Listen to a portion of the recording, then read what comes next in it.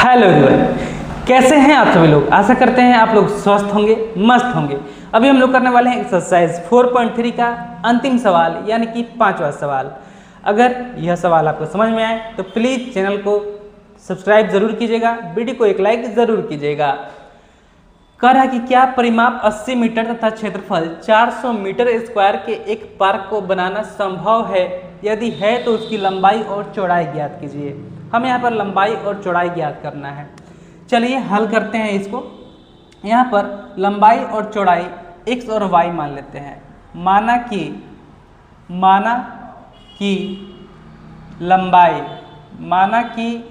लंबाई बराबर x तथा चौड़ाई बराबर y। हम यहाँ पर लंबाई x मान लिए और चौड़ाई y मान लिए। अब पार्क को बनाना है। चलिए पार्क अगर कुछ इस प्रकार हम बना दें, इसका नाम रख दें ABCD। तो ABCD यहाँ पर पार्क जो आपको दिख रहा है कैसा दिख रहा है? आयत के जैसा दिख रहा है। लेकिन हम यहाँ पर कैसे ज्ञात करेंगे कि यह जो लंबाई और चौड़ाई निकालनी है यह आयताकार पार्क का निकालना है या फिर वर्गाकार पार्क का निकालना है? देखिए लंबाई चौड़ाई का जब बात करता है तो वह मैक्सिमम केस में आयताकार का ही आयताकार पार्क कहिए, आयताकार बगिया कहिए, उसी का बात करता है। तो यहाँ पर उसी के हिसाब से हम चलते हैं। देखिए यहाँ पर परिमाप दिया हुआ है, तो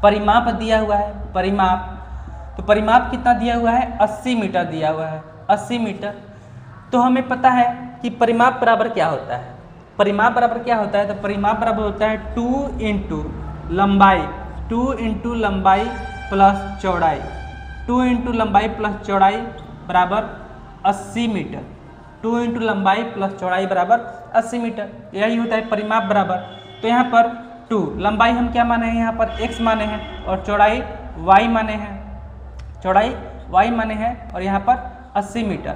अगर इस 2 को हम इस तरफ कर दें तो यह 80 इधर गुणा कर इधर जाएगा तो भाग करेगा, 2 से 80 कैंसिल हो जाएगा। कितने बार में? 40 बार में। तो यहाँ पर हम लिख सकते हैं x plus y is equal to 40। तो यहाँ पर अगर x इज इक्वल टू हम लिखे तो x इज इक्वल टू लिख सकते हैं 40, इधर y का पक्षांतर करेंगे, y इस तरफ प्लस में है, उस तरफ जाएगा तो माइनस में।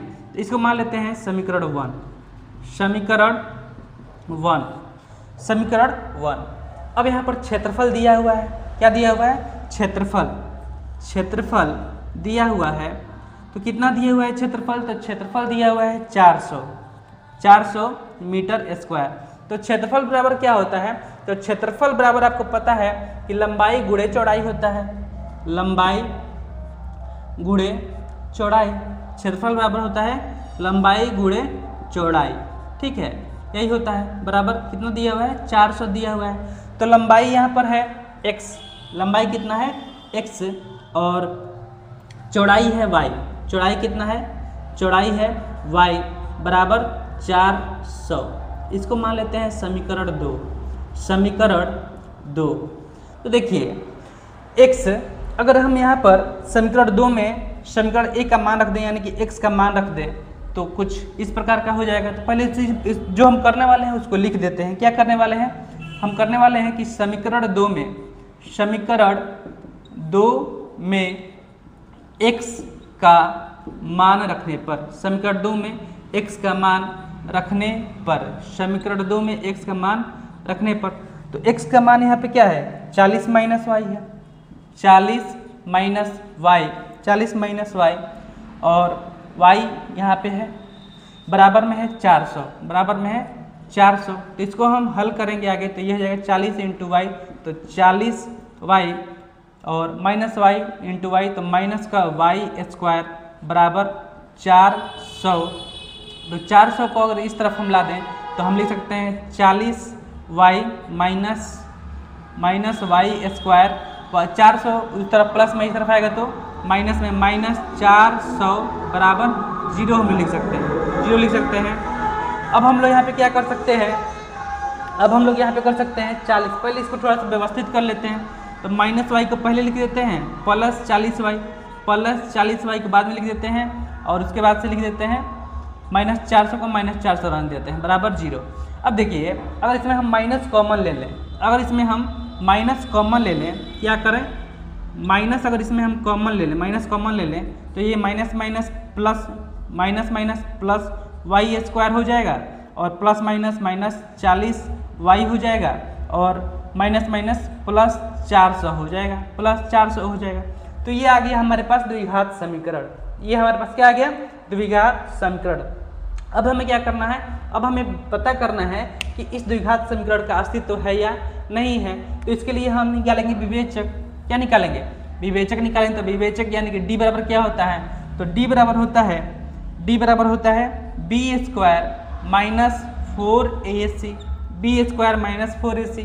तो यहाँ पर b है माइनस का 40 और a है a, y के पहले कुछ नहीं है यानी कि 1 है, y के पहले कुछ नहीं है यानी कि क्या है 1 है और c बराबर है 400।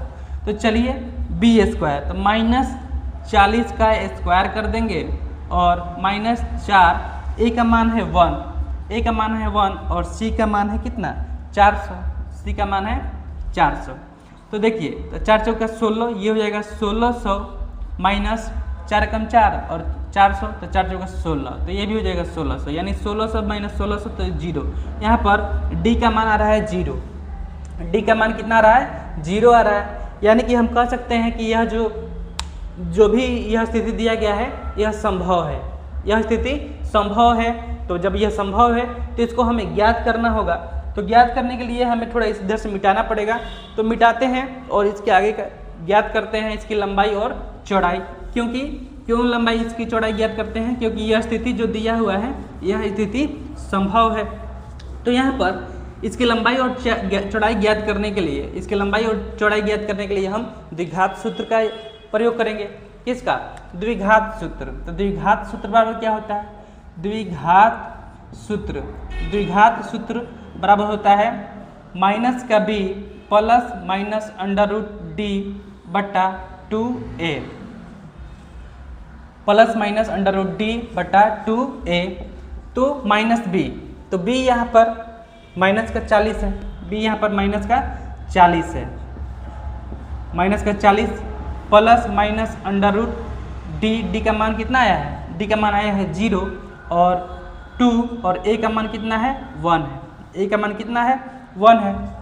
तो देखिए यहाँ पर मैंने आप लोग बताया था कि d का मान जब 0 होता है तो इसके वास्तविक मूल होते हैं और वास्तविक मूल जो होते हैं वह दोनों बराबर होते हैं। दोनों कैसे होते हैं, बराबर होते हैं। तो इसको हम लोग लिख सकते हैं माइनस माइनस 40 और प्लस माइनस अंडर रूट 0 बटा 2 इंटू 1 तो 2। तो इसको 2 बार हमें लिख देना है।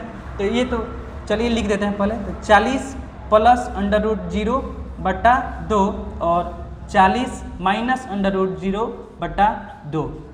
तो इसको ये तो 0 पूरा कैंसिल हो जाएगा, 0 ही रहेगा। 2 से इसको कैंसिल कर देते हैं तो ये 20 बार में, 2 से इसको कैंसिल कर देते हैं ये 20 बार में। तो 20 और 20 आपका 2 आंसर हो जाएगा, 20 और 20। यानी कि इसकी लंबाई जो होगी, लंबाई जो होगी ये कितनी होगी 20 मीटर होगी और साथ ही चौड़ाई जो होगी, चौड़ाई यह भी कितनी होगी, यह भी 20 मीटर होगी, यह भी कितनी होगी 20 मीटर। यही हो जाएगा आपका आंसर, यही क्या हो जाएगा आपका आंसर। तो अगर यह सवाल आपको समझ में आया तो प्लीज़ चैनल को सब्सक्राइब जरूर कीजिएगा, वीडियो को एक लाइक ज़रूर कीजिएगा। मिलते हैं अगले वीडियो में, तब तक के लिए धन्यवाद।